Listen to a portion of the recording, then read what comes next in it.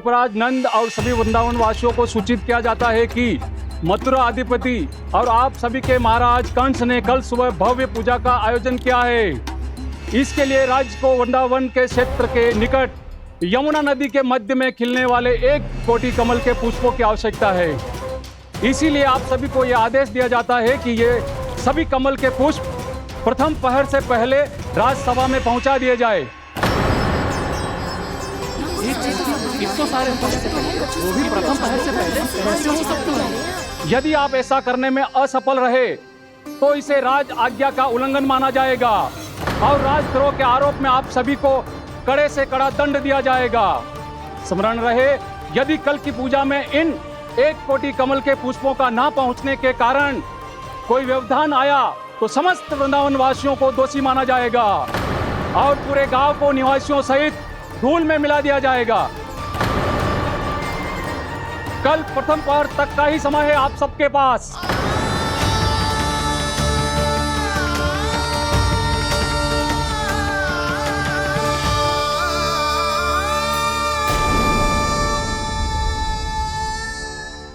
एक कोटि कमल पुष्प, वो भी कल प्रथम प्रहर में? ऐसे कैसे संभव है?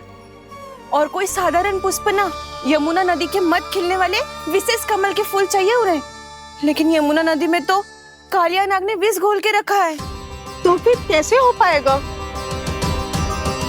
जी असंभव है। हमारी मृत्यु का संदेश भेजा राजा कंस ने।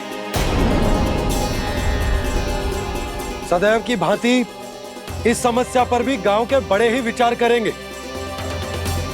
बालकों का यहाँ होना उचित ना है।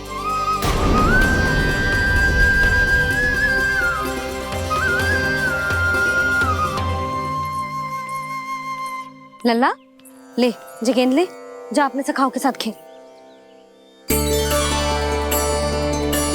सुबह उज्जवल, मधुमंगल वसंता, देखो भैया ने क्या दिया है।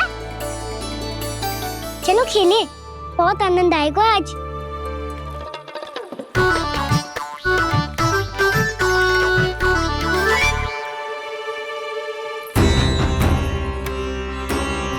भानु, बंसी, जाओ और शीघ्र ही वो घेरे का कार्य समाप्त करो।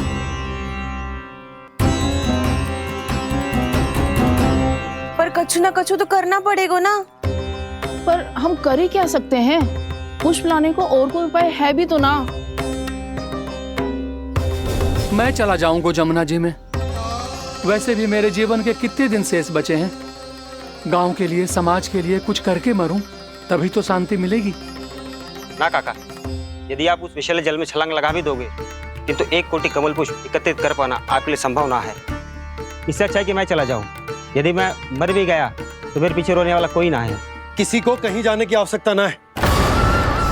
गोप नरेश होने के नाते ये मेरा कर्तव्य है कि मैं आप सबकी रक्षा करूं। नंदराज, आपको जाना है तो जाओ। हरिया, काका, भैया सब चले जाओ। लेकिन आपको पता है वहाँ का जल कितना विषैला है। आप लोग एक क्षण भी जीवित नहीं रह पाओगे। फिर कैसे इकट्ठा करेंगे 1 कोटि कमल पुष्प? आप बात तो सही कह रही हैं शांति। उस दुष्ट कंस ने ऐसी मांग रख के हम सबको फंसा दिया। हम में से कोई भी क्यों ना चला जाए और इस संकट का समाधान ना निकले को। कान्हा, बताना कौन सा खेल खेलें? गेंद पकड़ खेलते हैं।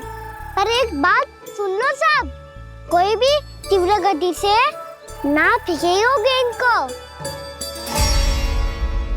भैया ने फ्रेम बनाई है मेरे लिए। सब तैयार हो? हाँ।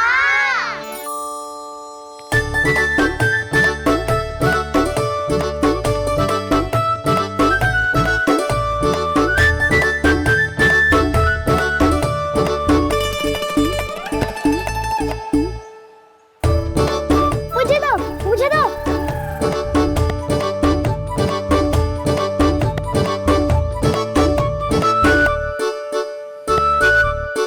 मुझे दो।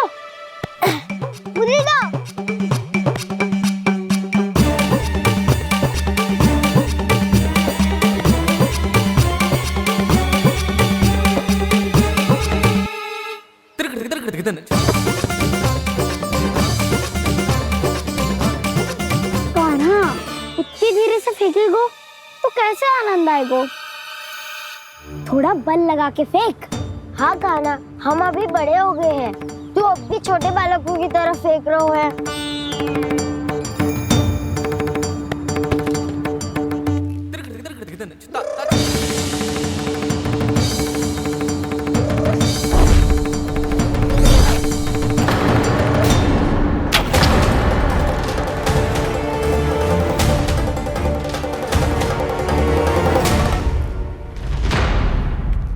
दीदी जी क्या करो कान्हा, गेंद तो डूब गई।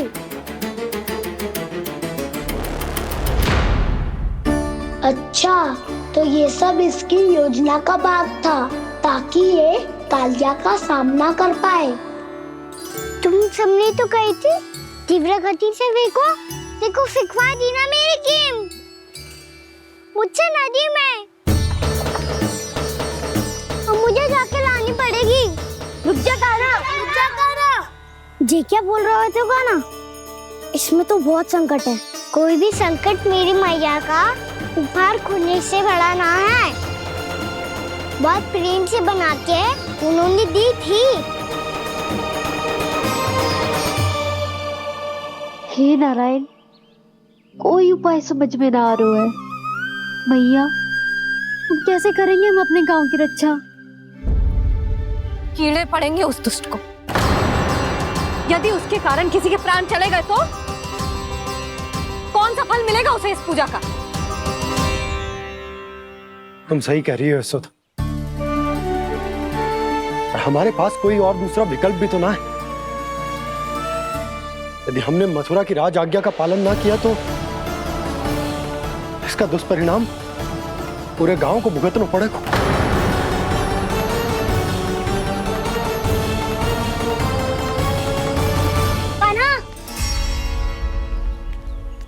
तुम्हें पता है कि तो भगवान है, दिव्य है, बहुत शक्ति है तुझमें,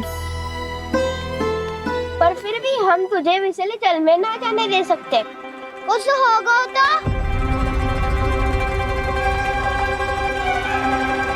तुम सब इतनी हट कर रहे हो तो ठीक है, ना जाऊंगा। गेंद कहाँ गिरी है, कितनी दूर गई है, ये तो देख लो, ताकि उसे बाहर निकालने का कोई उपाय ढूंढता हूँ।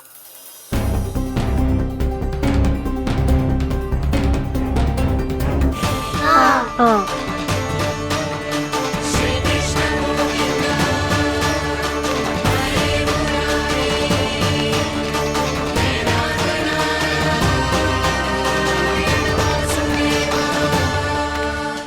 कान्हा की ये लीला तो समझ ही नहीं आ रही। पहले इसने देवर्षि नारद को मथुरा जाकर कंस को भड़काने के लिए कहा, फिर स्वयं ही दुखी भी हो गया कि अब इसका रहस्य सबके सामने खुल जाएगा। और अभी स्वयं ही तो इसने कहा था कि गेंद बहुत महत्वपूर्ण है, फिर स्वयं ही उसे नदी के विषैले जल में फेंक दिया।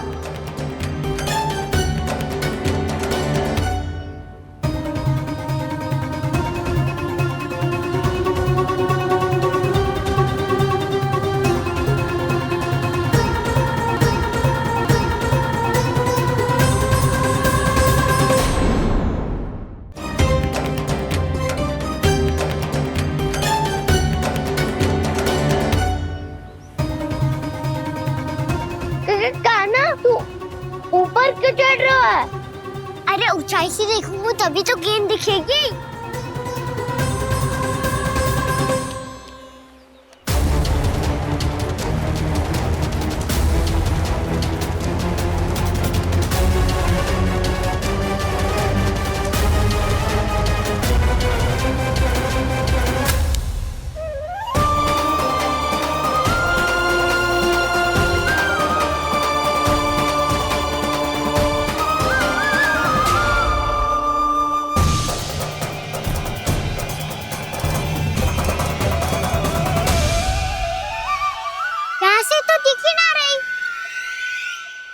वहीं से फेंकी थी ना? ना वहाँ से फेंकी थी। कहाँ से? नहीं कहा ना, वहाँ से। समझ ना आ रहा। ठीक ठीक बताना कहाँ से फेंकी थी?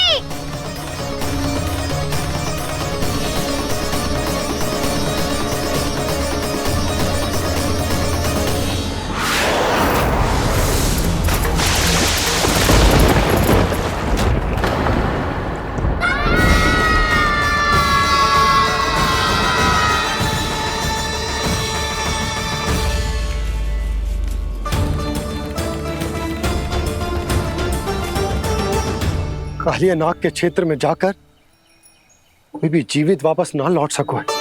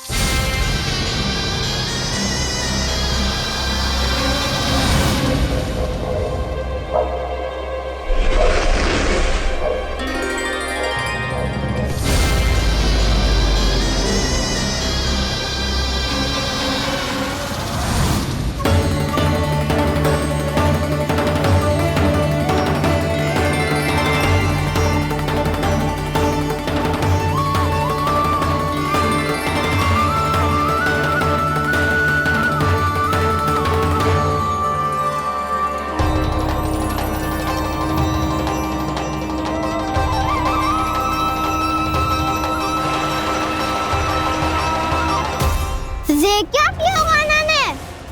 कालिया नाग तो उसे देखते ही निकल जाएगा।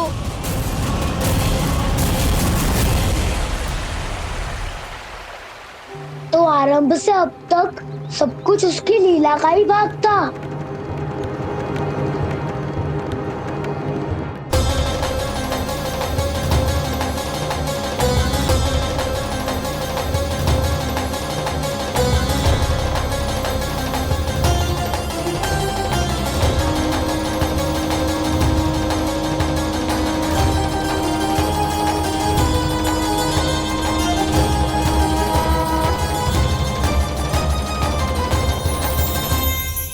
इतना सुंदर रूप, मन मोहने वाली मुस्कान, अद्भुत तेज और भगवान जैसी दिव्यता। कौन हो तुम? हाँ, तुम्हें देखकर तो हम सब सम्मोहित ही हो गए।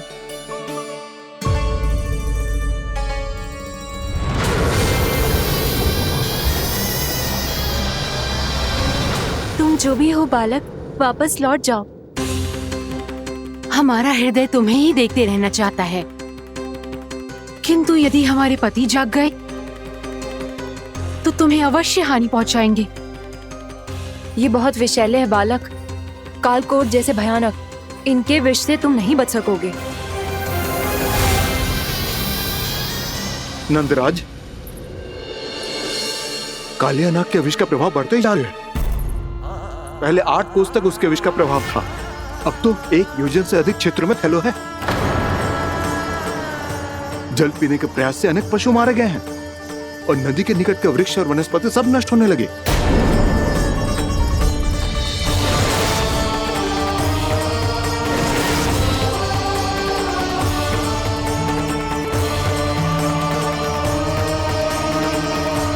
इनके विष की तीव्रता इतनी अधिक है बालक कि इनके संपर्क में आने वाले को तड़पने का भी अवसर नहीं मिलता। इनके विष की अग्नि क्षण भर से भी कम समय में प्राण वायु को जलाकर राख कर देती है।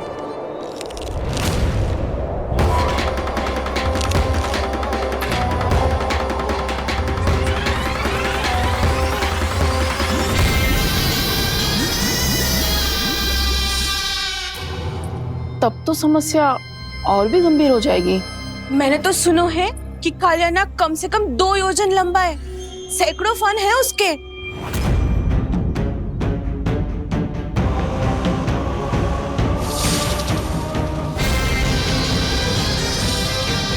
इसका अर्थ तो ये है कि हम दोनों ओर से फंस गए। एक और कंस को 1 कोटि कमल पुष्प देने, जो कि कालियानाग के क्षेत्र में पड़ते, और दूसरी ओर उस कालियानाग का विष यमुना जी के क्षेत्र में बढ़ता ही जा रहा।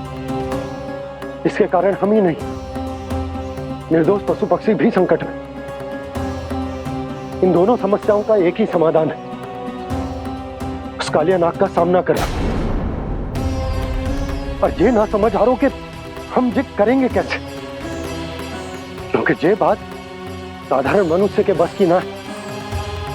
हमारे लिए ये असंभव है।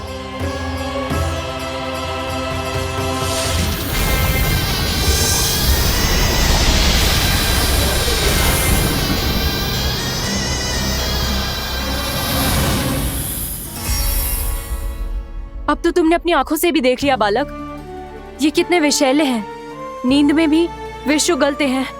इससे पहले कि तुम्हें कुछ हो जाए, चले जाओ यहाँ से, मान लो हमारी बात।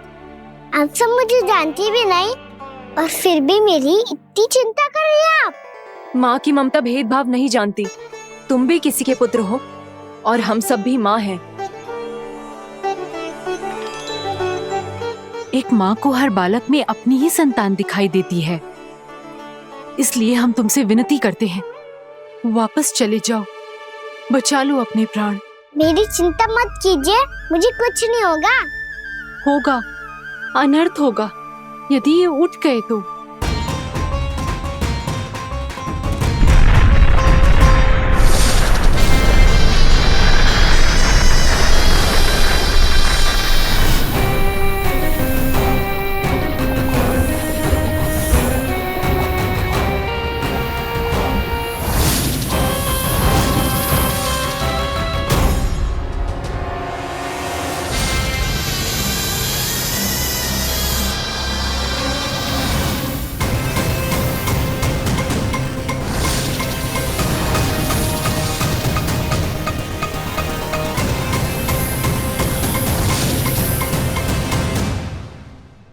सामने होते हुए भी अपने इश्क को केवल वही देख सकता है जो अपना अभिमान त्याग चुका हो।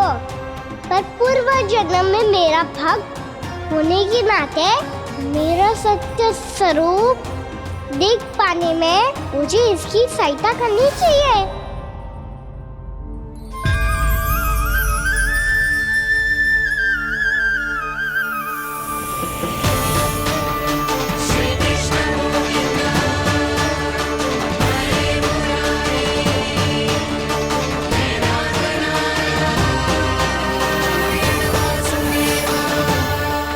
देखो हमारा छोटा सा कान्हा कैसे डट के खड़ा हुआ है, इतने विशालकाय, इतने महाभयंकर सबके सामने।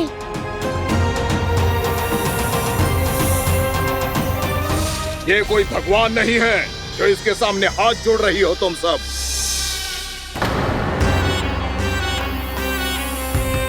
एक सामान्य साधारण बालक है ये, जो ये तक नहीं जानता कि इसके सामने है इसका काल, कालिया। तू कौन है बालक? मेरे इतने निकट आकर भी तू जीवित कैसे है? मेरी नहीं, अपनी चिंता करो कालिया। बहुत मनमानी कर ली तुमने। अब बस मैं तुम्हें रोकना हूँ। अब बस मैं तुम्हें रोकना हूँ। मैं तुम्हें रोकना हूँ। बित्ते भर का है तू, मेरे विष के बारे में जानता ही क्या है? और कहता है मुझे रोकने आया है। किससे? किससे रोकना चाहता है तू मुझे? मुझे क्रोध दिलाने की भूल मत कर बालक। अपनी फुंकार से ही तेरी इस मुस्कुराहट को अंतिम मुस्कुराहट बना सकता हूं मैं। शीघ्र बता, कौन है तू और किसने भेजा है तुझे? तुम्हें आवाज भी है कि अपनी पुकारों से तुम कितना विष भूल चुके हो। पवित्र यमुना नदी को कितना दूषित कर दिया तुमने। और यही नहीं, तुम्हारे कारण निकट के जीव जंतुओं, वृक्ष, वनस्पतियों सबको हानि पहुंच रही है। तो क्या? मुझे उससे क्या? मुझे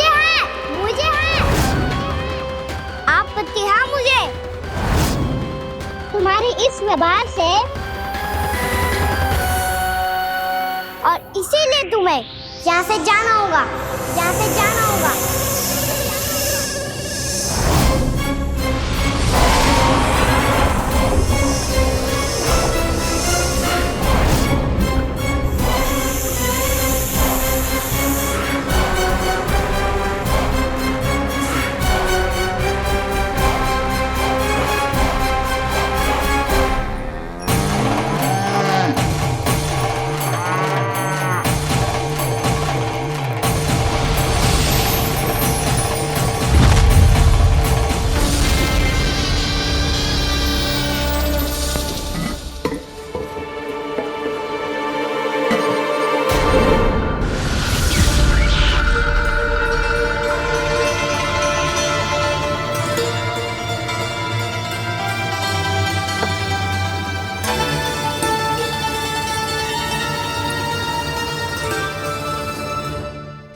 मुझे आदेश देने का साहस भी कैसे किया तूने? इस क्षेत्र को मैंने अपना राज्य बनाया है, मेरा परिवार रहता है यहाँ, और तू मुझे यहाँ से जाने के लिए कह रहा है? हाँ, क्योंकि तुम्हारे यहाँ रहने के कारण अन्य जीवों को हानि हो रही है और मैं ऐसा नहीं होने दे सकता। मैं तो बस वही कर रहा हूँ जो एक सर्प का स्वभाव है। विष फैलाना स्वाभाविक है मेरे लिए, इसलिए मुझे चुनौती मत दे बालक। चुनौती तो मैं दे चुका हूँ कालिया। अब तो बस तुम्हें शिकार करनी है।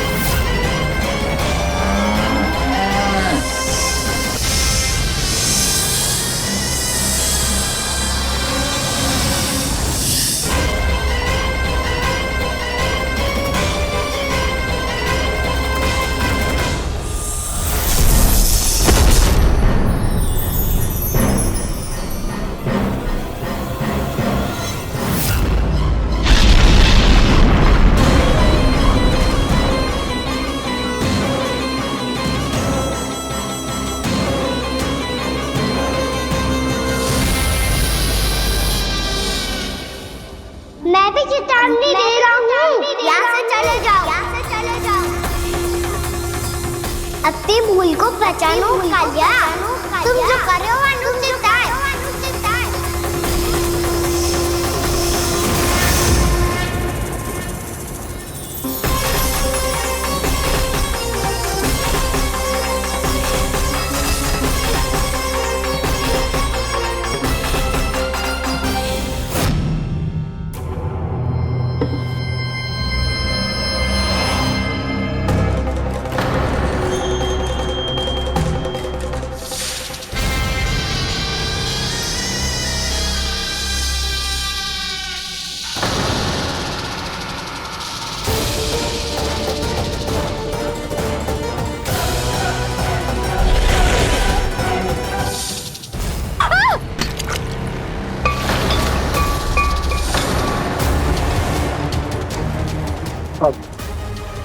मैं आता हूँ।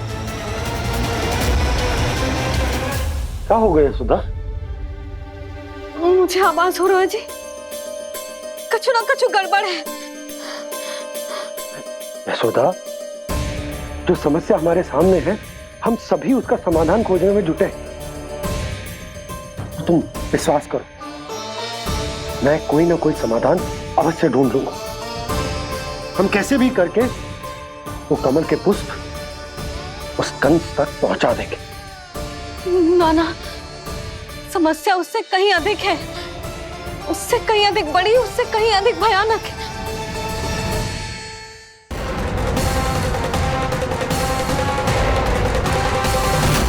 विस्की ये बूंद से ही सबके प्राण चले जाते हैं।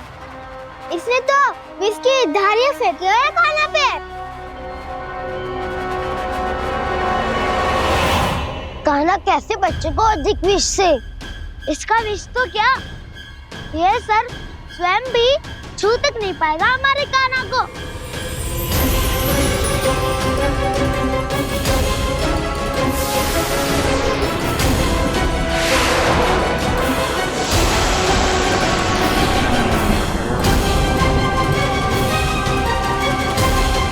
तुम्हारे सखा को, मेरे भाई को कोई हानि नहीं पहुंचा पाएगा ये। कान्हा का सत्य चाहे जो हो बलराम, पर अभी तो जो एक बालक ही है ना। देखो कैसे विष के कारण स्थिर हो गया है।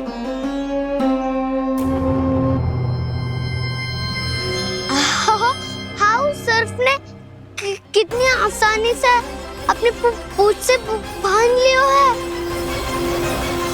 मुझे यहाँ से भगाना चाहता था ना तू?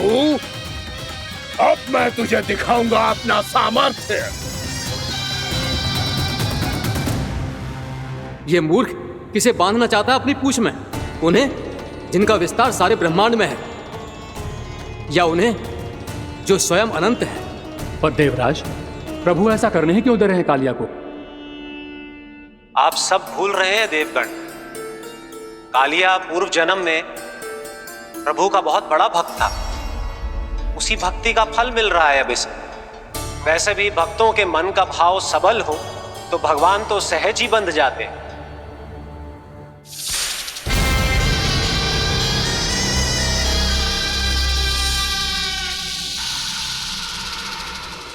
बलराम, तुमने ही तो कही थी कान्हा को कछु ना होगो।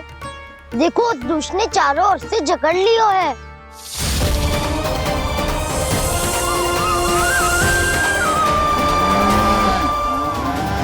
ये क्या कह रही हो तुम? सुधा जी क्या हुआ? घबरा क्यों रही हो आप? सुलक्षणा, मुझे आभास हो रहा है कुछ बहुत बड़ी अनहोनी हो गई है। नंदराज, नंदराज, नंदराज,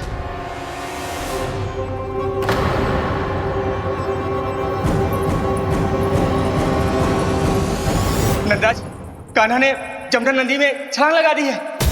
कान्हा ने जमना नदी में छलांग लगा दी है। कान्हा ने जमना नदी में छलांग लगा दी है। कान्हा जमना में कूद गया है। मुझे लगा था आज कछु गड़बड़ होने वाली है। मुझे आज कान्हा को ना जाने देना चाहिए था।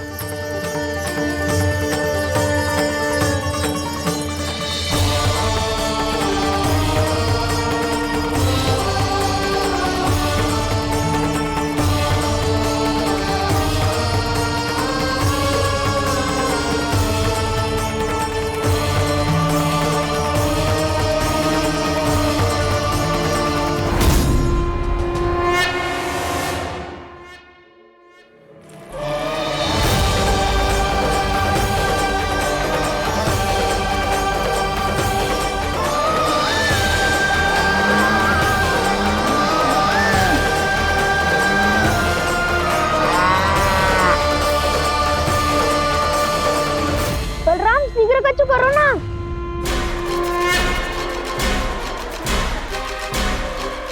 कछु भी करो पर कान्हा को बचाओ। नाग बहुत भयंकर है। कान्हा अकेले ना संभाल पाएगा इसे।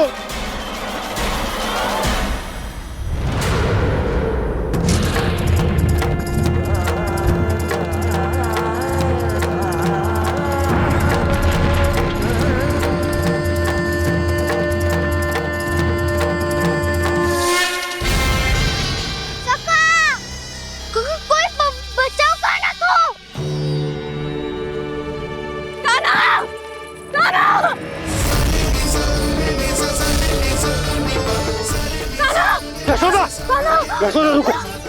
छोड़ दो मुझे, छोड़ दो मुझे। रुक जीजी संभालो, बावली हो गई है।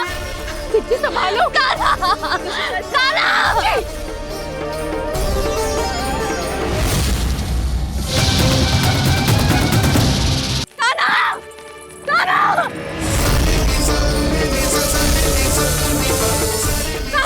यशोदा, यशोदा रुको। छोड़ दो मुझे, छोड़ दो मुझे। रुक जीजी संभालो, बावली हो गई है। जीजी संभालो। कान्हा, कान्हा। देखो अब कैसे तुम्हारे अस्थियों को तोड़कर छोटे छोटे टुकड़ों में बदल दूंगा मैं।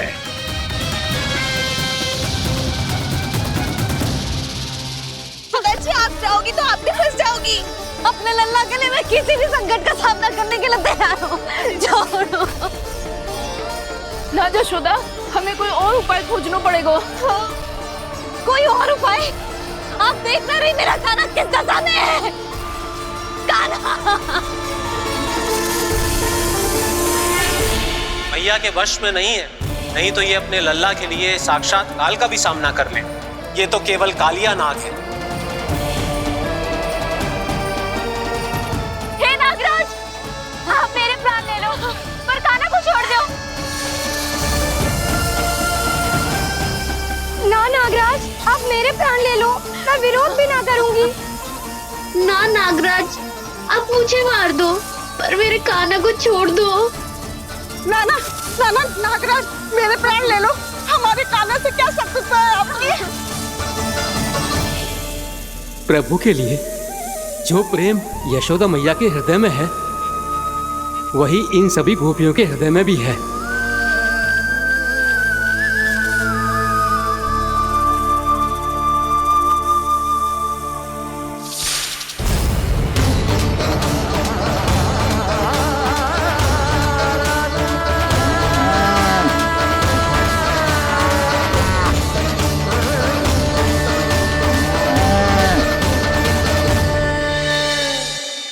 यशोदा, यशोदा, देखो इन गोपियों को, इन गैयाओं को, इन सब के मन में भी तुम्हारी भांति ही ममता भरी हुई। वो सब भी कान्हा से उतना ही प्रेम और स्नेह करती है, उतनी ही ममता से भरी हुई है जितनी कि तुम।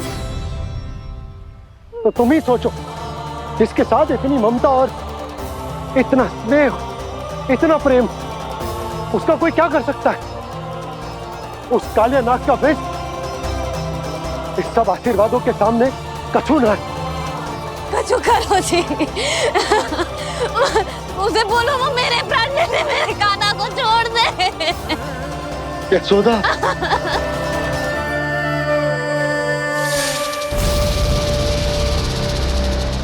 केवल इन्हीं में नहीं देवराज, नाग पत्नियों के हृदय में भी ममता का वही प्रेम उमड़ रहा है। देखिए। मैं आपके हाथ जोड़ती हूँ स्वामी, इस बालक को छोड़ दीजिए। ये अवश्य ही कोई दिव्य आत्मा है स्वामी। हम आपसे विनती करते हैं स्वामी, इस नन्हे बालक को हानि मत पहुंचाइए स्वामी। मेरी पत्नियां मेरे ही शत्रु के लिए विनती कर रही हैं। अब यदि इसके पक्ष में एक शब्द भी कहा तुम सबने, तो मैं इस बालक से पहले तुम सबके प्राण ले लूंगा। हो रहा प्रसन्न नाग कालिया, विजय को निश्चित जान। रोते बिलखते व्याकुल सब, संकट में देख कान्हा के प्राण।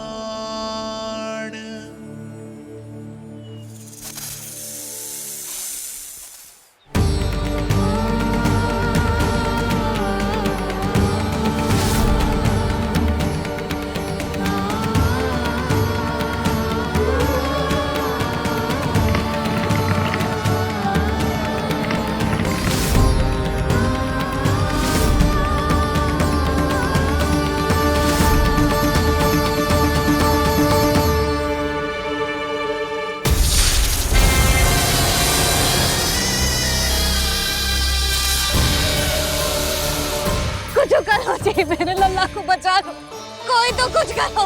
जीजी, संभालो यशोदा। यशोदा, यशोदा तुम शांत हो जाओ, मैं कान्हा को वापस लेकर आऊंगा, मैं रक्षा करूंगा उसकी। ना नंदराज, नंदराज नहीं, कम से कम आप तो समझो नंदराज, कालिया के पास आप जाओगे तो आप भी फंस जाओगे।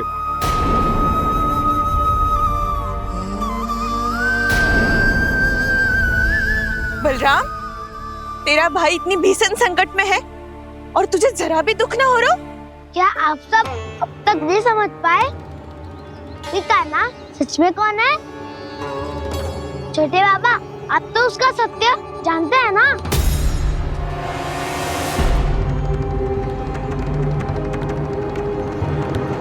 मानता हूँ कि आप सब कान्हा के रहस्य के बारे में नहीं जानते, पर क्या उसके जन्म से आज तक घटी एक से बढ़कर एक विचित्र घटनाओं को भी भूल गए हैं आप सब?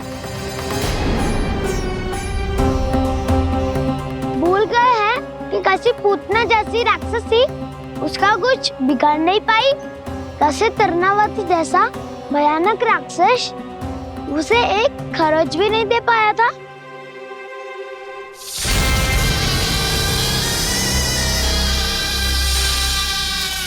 आप सबने अपनी आंखों से देखा था ना, बकासुर से कान्हा की रक्षा करने देवता स्वयं आए थे, पर सत्य तो ये है कि वह सभी देवता भी उस असुर के सामने असमर्थ हो गए थे। तब कान्हा ने बहुत ही आसानी से उस भयंकर असुर का वध किया था, एक ही बार में धराशायी कर दिया था उसे। तो आप सभी सोचिए, बार बार ऐसे असाधारण कार्य करने वाला बालक साधारण कैसे हो सकता है? अब तो आरंभ से ही सारा सत्य जानते हैं छोटे बाबा। रहस्य छुपाने में सदैव कान्हा की सहायता करते आए हैं आप, और आज आप स्वयं ही उसके सत्य को भूल रहे हैं। और तुम सब भी तो जानते हो कान्हा की शक्तियों के बारे में, तो क्या तनिक भी विश्वास ना है अपने सखा पे? बलराम, जे तू क्या कह रहा है? मैंने जो कहा उसका एक एक शब्द सत्य है छोटी माँ। यदि प्रभु की इच्छा हुई तभी कुछ ही क्षणों में सब कुछ अपनी आंखों से स्वयं अनुभव कर लेंगे आप।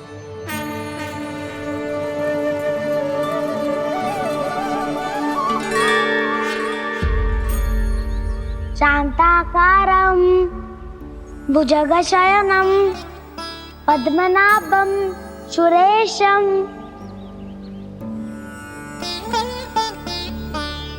विश्वाधारं गगनसदृशं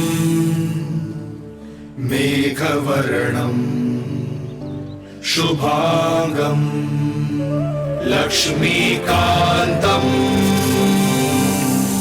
कमलनयनं योगी वीरध्यानगम्यम् वन्दे विष्णुं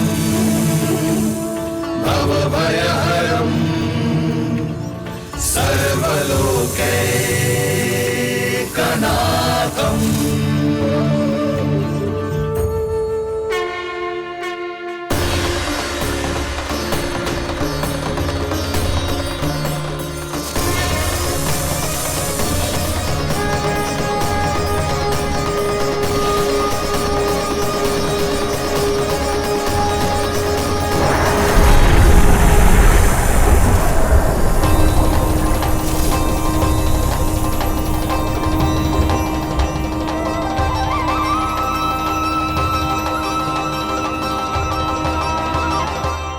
तुझे क्या लगता है बालक कि तू मेरी जगत से निकल गया तो अब बच जाएगा तू?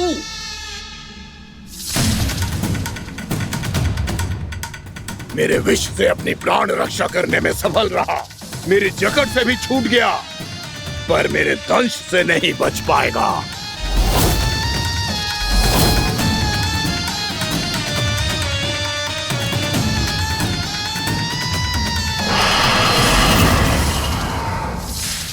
अब भय से भाग रहा है, पर मैं तुझे मृत्यु देकर रहूंगा।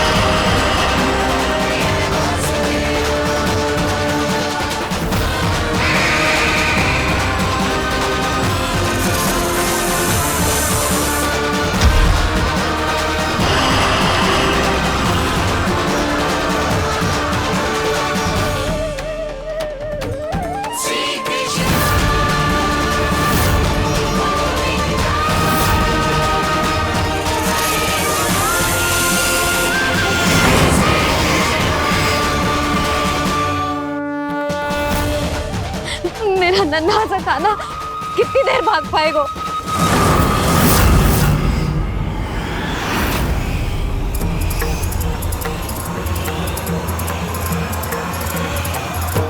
और कितनी प्रतीक्षा करोगे मेरी भक्त कालिया? भक्त नहीं, काल हूँ मैं तेरा। जब अहंकार का मुकुट बुद्धि को ढक लेता है तो भक्त अपने भगवान को भी नहीं पहचान पाता। व्यर्थ की पहेली में मत उलझा बालक। ना मैं भक्त हूँ और ना तू भगवान।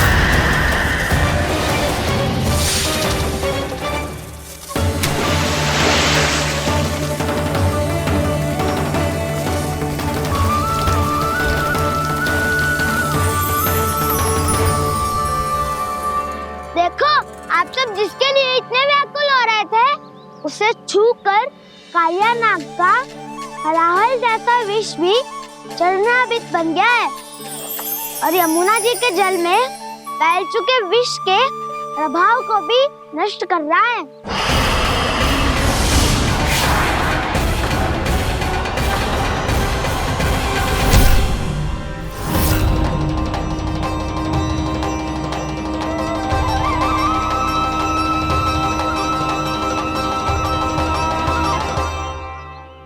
धर्म रक्षक अधर्म विनाशक प्रभु श्री कृष्ण का कौशल सचमुच अद्वितीय है।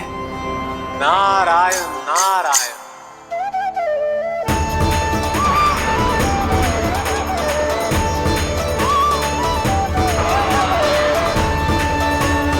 मेरा भार तुम्हारे भीतर के अहंकार का प्रतीक है कालिया। अब तुम्हारा अहंकार, तुम्हारा अभिमान मेरे पाँव के नीचे है और तुम्हारी पूंछ अर्थात तुम्हारे प्राण मेरे हाथ में।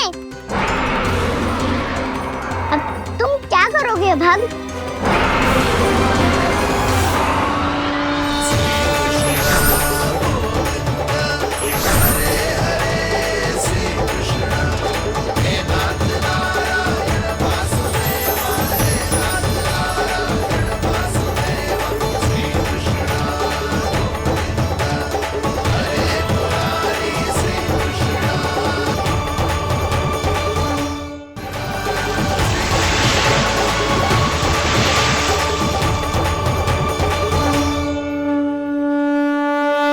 प्रभु, भले ये आपको पहचानने में असमर्थ हो, पर हम सब ने आपको पहचान लिया है। हाँ प्रभु, एक भक्त होने के नाते और एक अर्धांगिनी और माँ होने के नाते मैं आपसे इनके प्राणों की भिक्षा मांगती हूँ। अपनी कृपा दिखाइए और इन्हें क्षमा कर दीजिए। आपके लिए मित्र और शत्रु में कोई अंतर नहीं प्रभु। उसी तरह आपकी कृपा और दंड में भी कोई अंतर नहीं। दोनों दया ही तो हैं, अकारण ही किसी को प्राप्त नहीं होती। हमें विश्वास है कि हमारे पति को मिला ये दंड कोई अभिशाप नहीं है, आपका वरदान है। ये सत्य है प्रभु कि इनसे बहुत से पाप हुए हैं। इनके विष से बहुत सारे जीव जंतु को हानि पहुंची है, पर अब आपके चरण इनके शीश पर पड़ गए हैं। ऐसी कृपा तो बड़े बड़े महान महात्माओं को भी दुर्लभ है, और इन्हें प्राप्त हुआ तो अवश्य ही ये किसी महान पुण्य का ही फल है। हे प्रभु, उन्हीं पुण्य कर्मों की शक्ति का आह्वान कर मैं आपसे विनती करती हूँ, इन्हें प्राणदान दीजिए। मैं अपने इस भक्त को क्षमा अवश्य करूंगा देवियों, यदि ये अपने अहंकार को त्याग कर मुझे पहचान ले तो।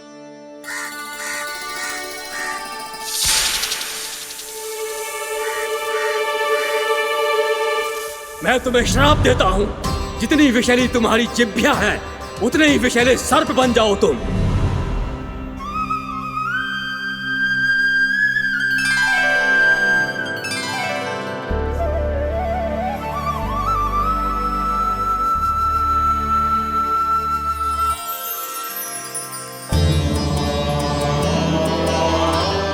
नारायण, मुझे क्षमा कीजिए नारायण। मैं तो आपका परम भक्त था, किंतु मैं आपको पहचान नहीं सका। इसका दंड तो मुझे मिलना ही था, किंतु मैं अब प्रायश्चित करना चाहता हूं। इसके लिए यदि आप मेरे प्राण भी ले लेंगे तो भी मुझे कोई दुख नहीं होगा। मैं अपना जीवन, मृत्यु और अपना अस्तित्व सब कुछ आपको समर्पित करता हूं। तुम्हें तुम्हारे क्रोध के कारण श्राप मिला, जिसे विशाल सर्प के रूप में तुम्हारा जन्म हुआ, और स्वर्ग का तो स्वभाव है विष फैलाना। इसीलिए तुम्हें दंड नहीं दूंगा मैं, सिर्फ सभी अपराधों का पश्चाताप कर लिया। इसीलिए मैं तुम्हें क्षमा करता हूँ कालिया।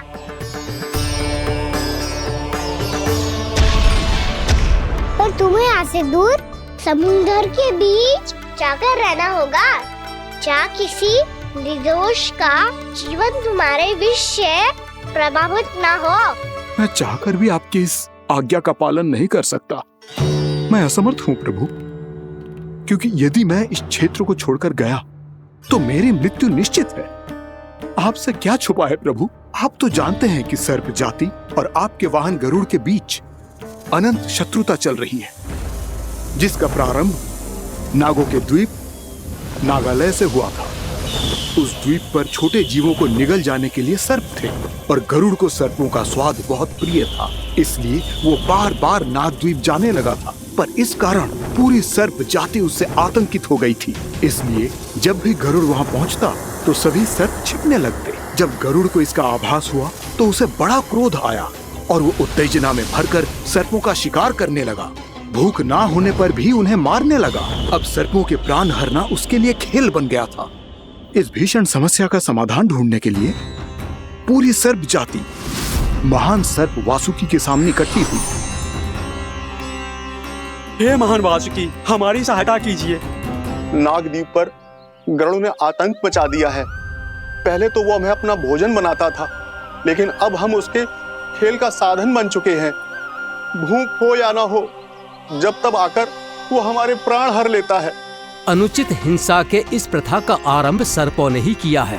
पहले आप सबने पूरे द्वीप पर अधिकार कर लिया, फिर आहार के साथ साथ आनंद के लिए भी आप सभी ने निर्दोष जीवों की हत्या की। और जब सृष्टि का संतुलन बनाए रखने के लिए गरुड़ आपको अपना आहार बनाने आया, तो आप सब अपने प्राणों की रक्षा के लिए छिपने लगे। तो फिर गरुड़ का उत्तेजित होना तो स्वाभाविक ही था। नागनाथ, जो हमने अन्य जीवों के साथ किया वही अब हमारे साथ हो रहा है, परंतु ये भी तो सृष्टि के संतुलन के विरुद्ध ही है ना? अवश्य है, इसलिए मैं गरुड़ से चर्चा करूंगा। धन्यवाद प्रभु।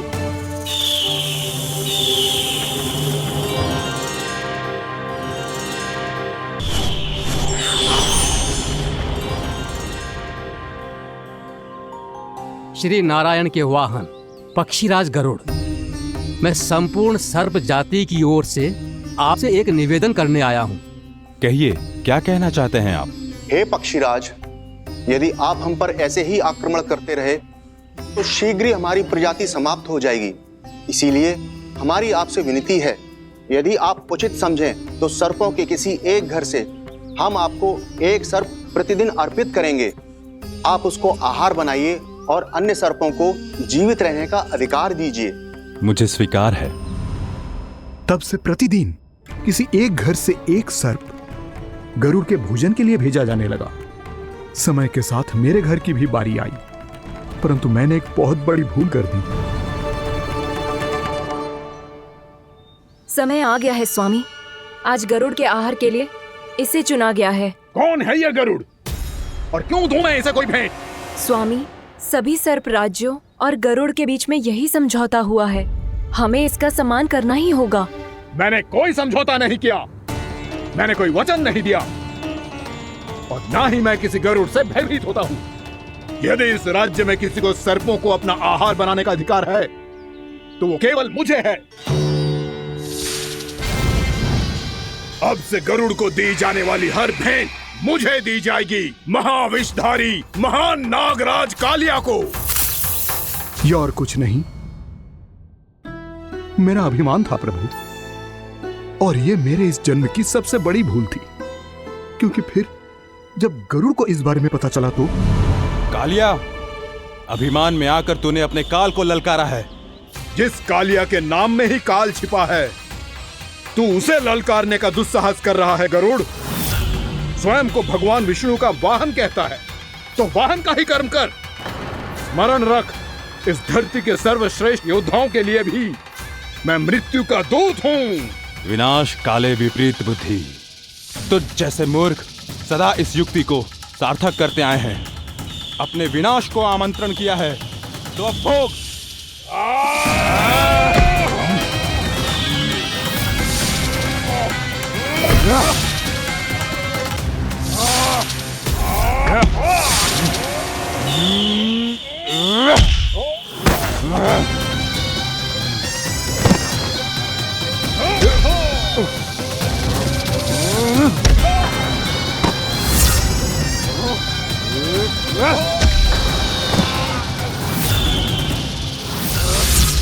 जिसने मेरा भोजन चुराने की धृष्टता की है वो इसी योग्य है।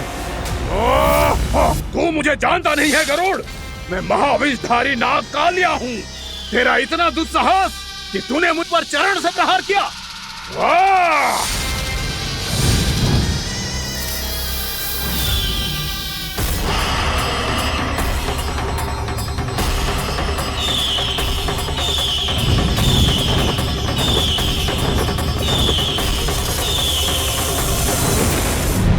मैं अपने अभिमान में भूल गया था कि गरुड़ मुझसे कहीं अधिक शक्तिशाली है। इसलिए अपने प्राणों की रक्षा करने के लिए मैं एक स्थान से दूसरे स्थान भागने लगा। नदियां, पर्वत, यहां तक कि मैंने सागर भी लांघ डाला, पर मैं जहां भी जाता गरुड़ के रूप में मेरा काल वहीं आ जाता। इसीलिए मृत्यु की आशंका से भयभीत होकर मैं अपने बड़े भाई मां कद्रू के प्रथम पुत्र अनंत शेषनाग से राय लेने चला गया। भैया, मैं यहां आपसे आपकी सहायता लेने आया हूं। मेरी एक छोटी सी भूल के कारण यह गरुड़ मेरा पीछा कर रहा है। मुझे हर समय हर स्थान पे ढूंढते रहता है। यदि उसने मुझे ढूंढ लिया तो वो निश्चित ही मेरे प्राण ले लेगा। मुझे कोई ऐसा स्थान बताइए जहां मैं अपनी पत्नी और अपनी संतानों के साथ शांति से रह सकूं। तुम यमुना नदी के किनारे वृंदावन क्षेत्र में जाके वास करो कालिया। गरुड़ वहां प्रवेश नहीं कर सकता क्योंकि उसे ऋषि सोबरी का श्राप मिला हुआ है।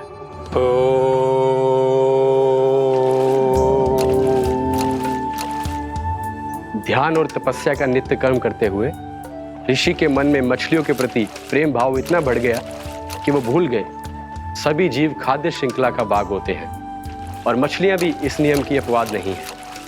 उन्हें मछलियों की अटखेली इतनी अच्छी लगने लगी कि वो इस क्षेत्र के मछुआरों को भी मछली पकड़ने की अनुमति नहीं देते थे।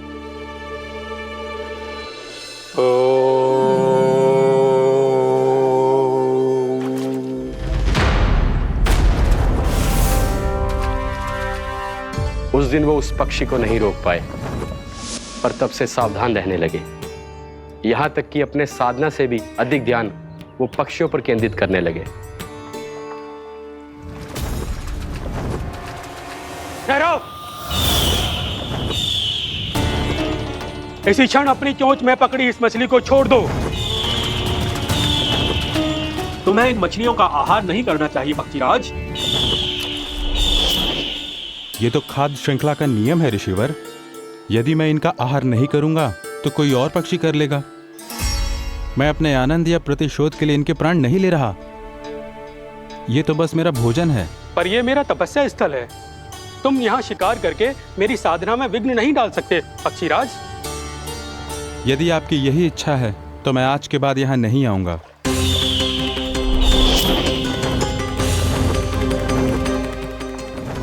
पर आज ये मछली मेरे आहार के रूप में पकड़ी जा चुकी है।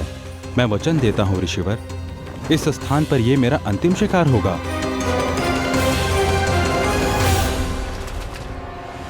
आज के बाद यदि तुमने वृंदावन की निकट उड़ान भी भरी तो तुम सैकड़ों टुकड़ों में फटकर मारे जाओगे पक्षीराज। ये मेरा श्राप है।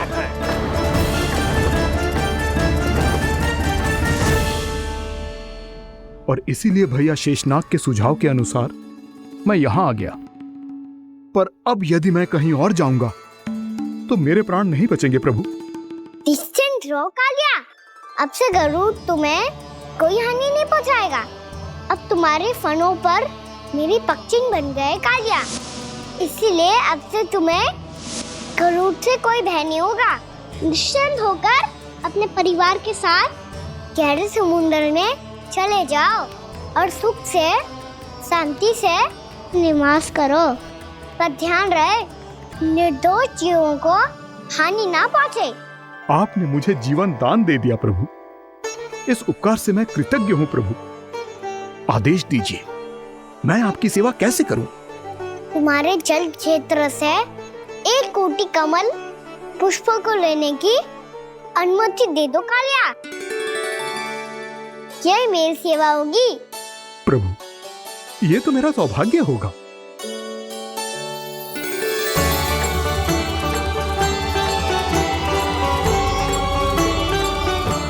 एक कोटि के स्थान पर हम 3 कोटि कमल पुष्प ले आए प्रभु। मैं तुम्हारी सेवा भाव से प्रसन्न हुआ कालिया। रमणक द्वीप पर चले जाओ ताकि तुम्हारे कारण फिर कभी किसी निर्दोष जीव को हानि ना पहुंचे और न ही तुम्हारा विष मेरे प्रिय यमुना नदी के जल को दूषित कर पाए। मैं तुम्हें आशीर्वाद देता हूँ। आज यहाँ मेरे द्वारा तुम्हें दिए गए इस आदेश का स्मरण जो भी भक्त करेगा और प्रातः काल और संध्या काल में इसका उच्चारण करेगा, उसे फिर कभी किसी संकट से कोई भय नहीं होगा। ये स्थान अब से कालियाकुंड के नाम से जाना जाएगा। यहाँ पर स्नान करने वाला और देवताओं को इस क्षेत्र से जल का अर्घ्य देकर प्रसन्न करने वाला भक्त यदि मेरा स्मरण करके पा सकेगा तो वो अपने सभी पापों से शीघ्र ही मुक्त हो जाएगा।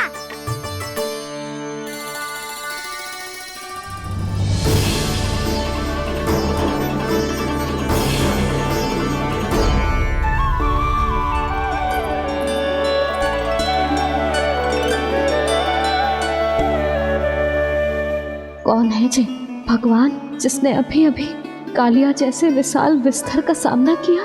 क्या एक साधारण बालक जो शीत की अधिकता से ठिठुर रहा है? क्या करूं? मैं लल्ला को ममता के आंचल में छुपा लूं या भक्त बनकर प्रभु की लीला देखती रहूं? क्या करूं मैं?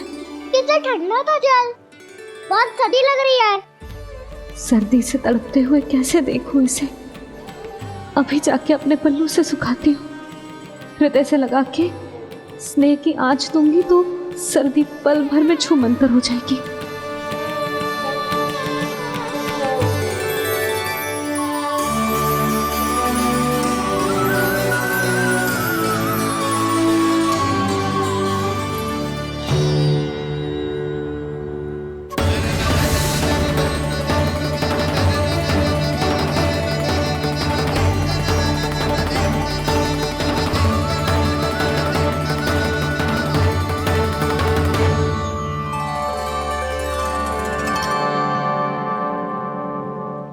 मेरी आवश्यकता ना है इसे।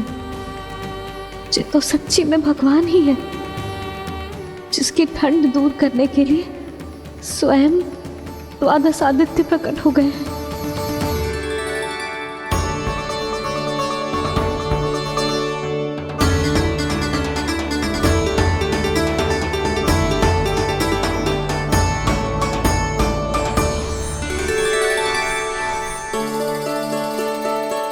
ये क्या किया आपने? मैया मुझे अपने हृदय से लगाने वाली थी कि आप सब प्रकट हो गए। क्षमा कीजिए प्रभु, पर आपको भीगा हुआ देखकर, ठंड से ठिठुरता हुआ देखकर हमसे रहा नहीं गया। हम अपने वश में नहीं थे प्रभु। भक्ति से भावुक होकर हम प्रकट होने पर विवश हो गए थे। हमारी किरणें जैसे स्वयं ही फूट पड़ी और दौड़ पड़ी आपको सुखाने के लिए। मैं आपका प्रेम, आपकी भक्ति समझता हूं आदित्यगण, और इसीलिए इस समय मैं जहां खड़ा हूं, इस स्थान को द्वादश आदित्य टीला के नाम से जाना जाएगा। द्वादश आदित्य टीला के नाम से जाना जाएगा। हम धन्य हो गए प्रभु। अरे कहाँ जा रहा है? जो गड़बड़ किया है उसे सुधारिए तो सही। प्रभु आज्ञा दीजिए। अपना दाब इतना अधिक बढ़ा दीजिए कि मुझे स्वेद आने लगे, ताकि मैया मुझे स्वेद में गीला देख के और भूल जाए कि मैं भगवान हूँ, और मैया मुझे अपनी गोद में उठा के ले जाए।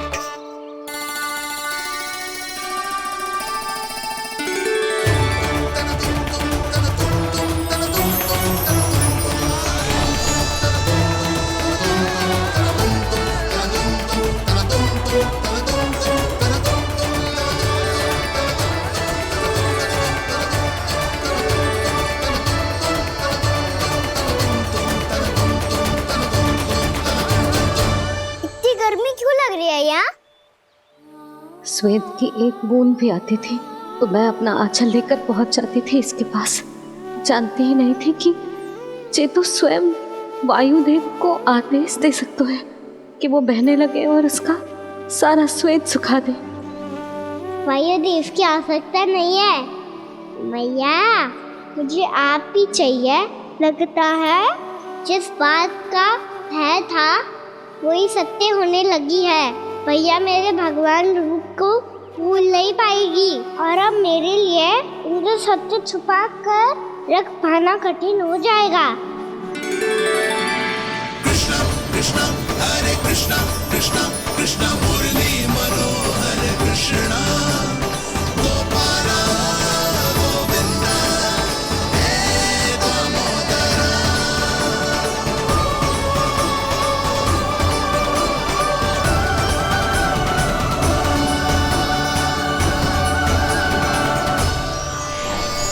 प्रभु, आपके श्वेत से बने इस रसंगदान सरोवर का प्रणाम स्वीकार कीजिए।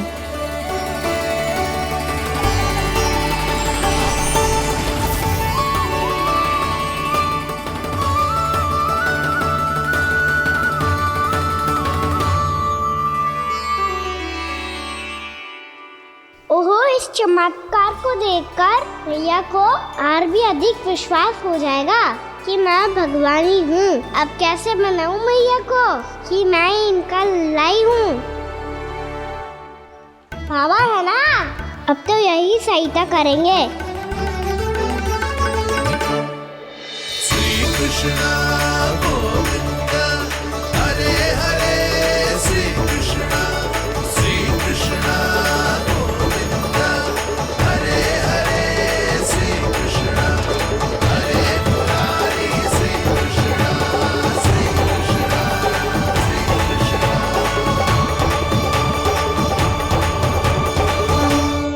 बाबा एक कोटी ना, मैंने तो 3 कोटी कमल पुष्पों का प्रबंध कर दिया है और चिंता करने की आवश्यकता ना है। 1 कोटी कमल के स्थान पर 3 कोटी कमल पुष्प मिल गए हैं। हाँ कान्हा, मैं उचित संदेश के साथ ये सारे पुष्प उस कंस के पास भिजवाता हूँ। महाप्रक्रमी कान्हा की जय। वृंदावन रक्षक कान्हा की जय। महाप्रक्रमी कान्हा की जय। भानु जी नंदराज, बाकी गांव वालों को लेकर ये सारे पुष्प इकट्ठा करो और कंस के दरबार में पहुंचाओ। जी।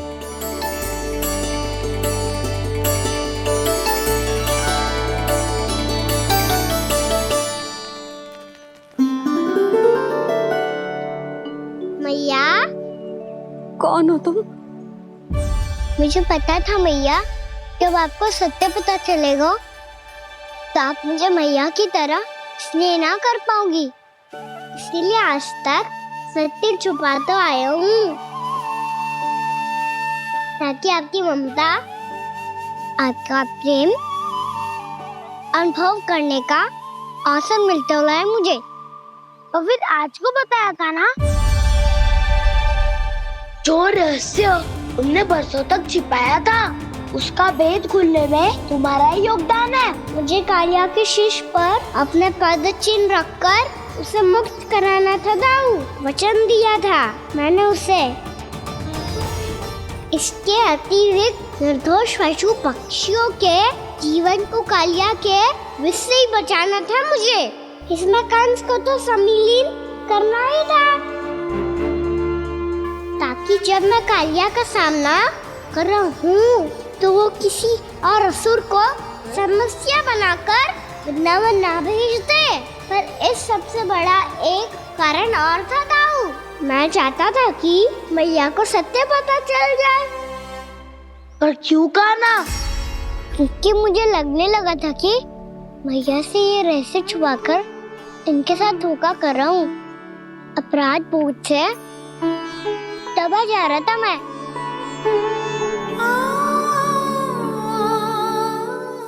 जो सत्य आपको, बाबा को, सभी को पता है, यहाँ तक कि मेरे सखा भी जानते हैं,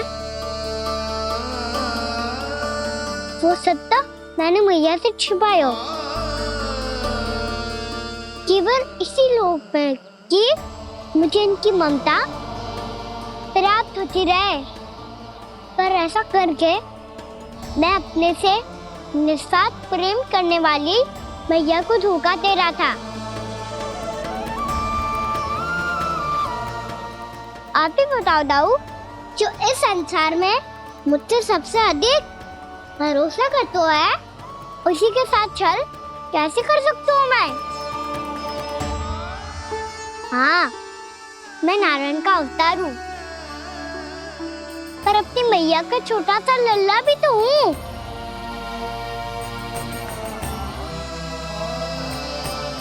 इसीलिए तो यमुना जी में छलांग लगाने का एक कारण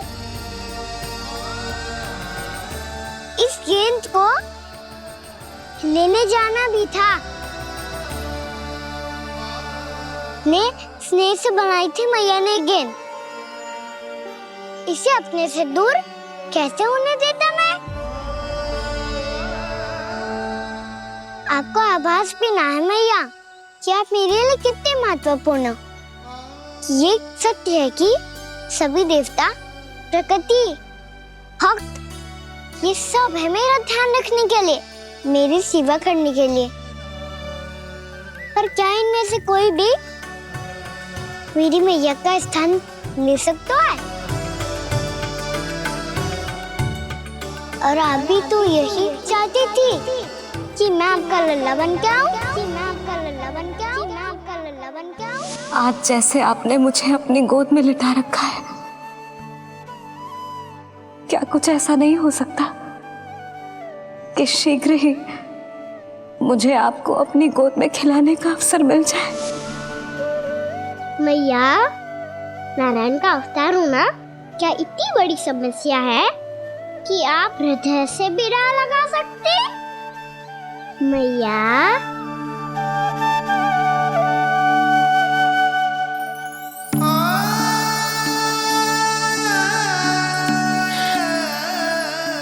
मेरा कान्हा, मेरा लल्ला।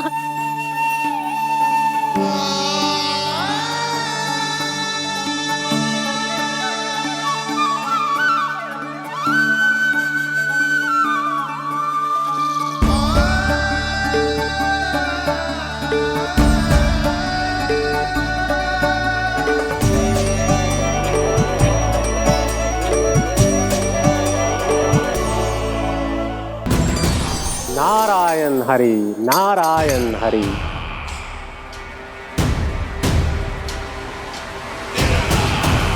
प्रणाम देवर्षि। किस योजना में कितना लाभ है और कितनी हानि, यह आंकलन करते करते थक गए होंगे मथुरा नरेश। देवर्षि, आज मेरा ध्यान कैसे आ गया आपको? आप तो सदैव ही मेरे ध्यान में रहते हैं महाराज कंस। सत्य तो यह है कि मथुरा में जो भी हो रहा है मुझसे छिपा हुआ नहीं है। मैं जानता हूं कि आप किसी भी असुर को वृंदावन क्यों ना भेजें, और वो असुर कितना भी शक्तिशाली क्यों ना हो, कृष्ण का सामना नहीं कर पाता। या तो पराजय स्वीकार करके आपके पास लौट आता है, या तो फिर वीर गति को प्राप्त हो जाता है।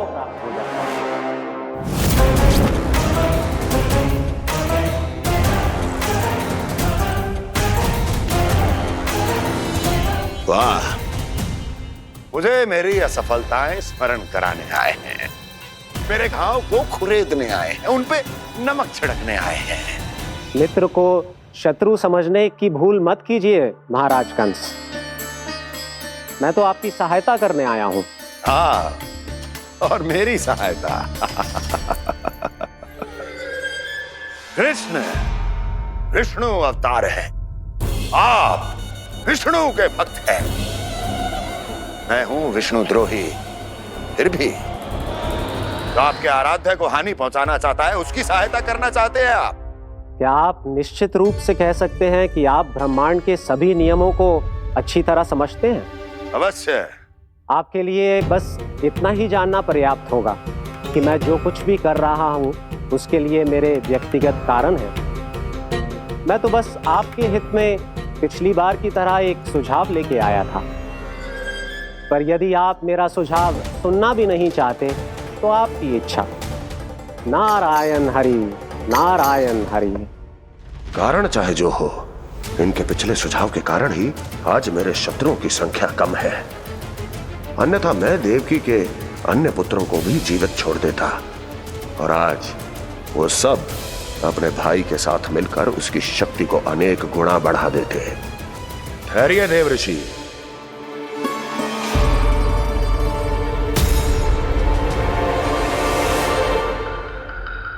बताइए क्या सुझाव है आपके पास?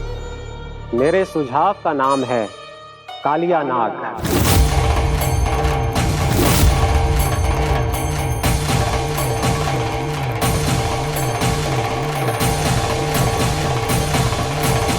उसके विषय में मैं जानता हूं देवर्षि।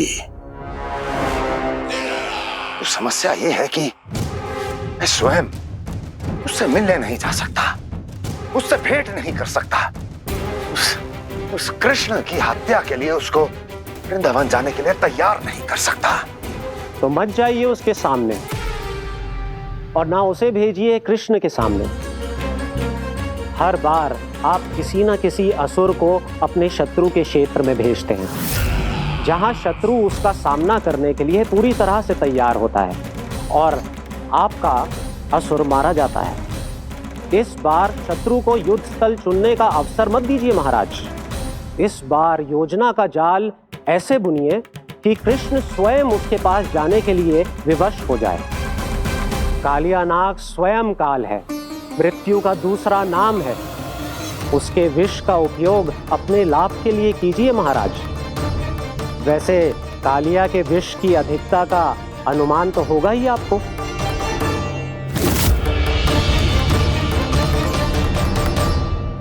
एक बार जो उसके क्षेत्र में पहुंच गया, फिर उसके विष से बचना असंभव है। उचित सुझाव है देवर्षि, उचित सुझाव है। देवर्षि, उस छलिया विष्णु की भक्ति करते करते आप भी उसके रंग ढंग सीख गए हैं। उचित है, उचित है।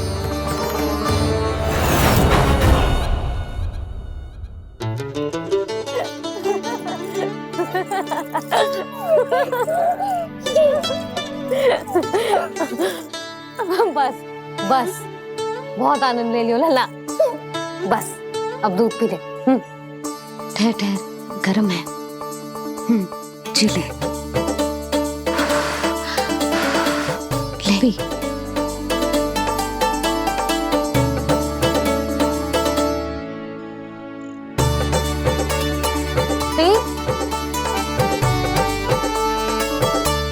मैं ना होती तो ना जाने क्या हो तो तेरा। अपने आप दूध भी ना पी सकते है, भावला कहीं का। आपकी इस प्रेम के लिए तो मैं धरती पे आया हूँ मैया। मैं भी यही सोच रहा हूँ यशोदा कि तुम ना होती तो मेरा क्या होता। इसी बात पे थोड़ा दूध और कजू खाने को दे दो। अरे मैं तो भूल ही गई। तनिक ठहर जाओ जी दूध पी लेना तो आपके लिए भी कछु ले आती हूँ।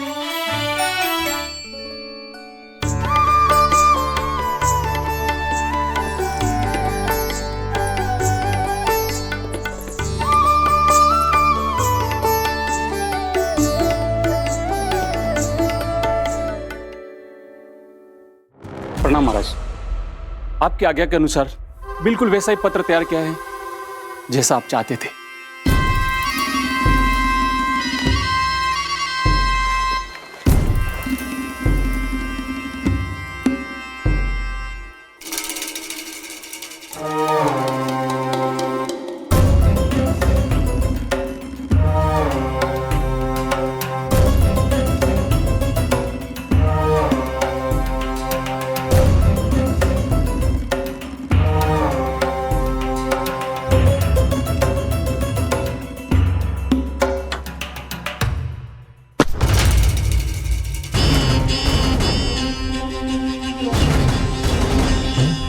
कृष्ण जन्म से लेकर आज तक ये मेरी सबसे महत्वपूर्ण योजना है। इसका सफल होना निश्चित है दूत, किंतु केवल वही करना जैसा मैंने कहा है। जाओ।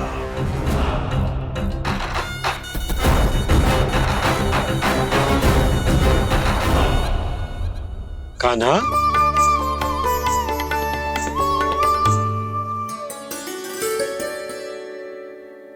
क्या होगा? बाबा मैं चाहता हूँ कि मैया की ममता क्रिस्टल फ्रेम की वर्षा मुझ पे सरते ऐसे होते रहे। वो तो होती रहेगी लल्ला। अपने लल्ला के लिए किसी मैया का प्रेम कभी कम हो सकता है भला? नंदराज, वो मथुरा से एक दूत आयो है महाराज कंस का राजपत्र लेके।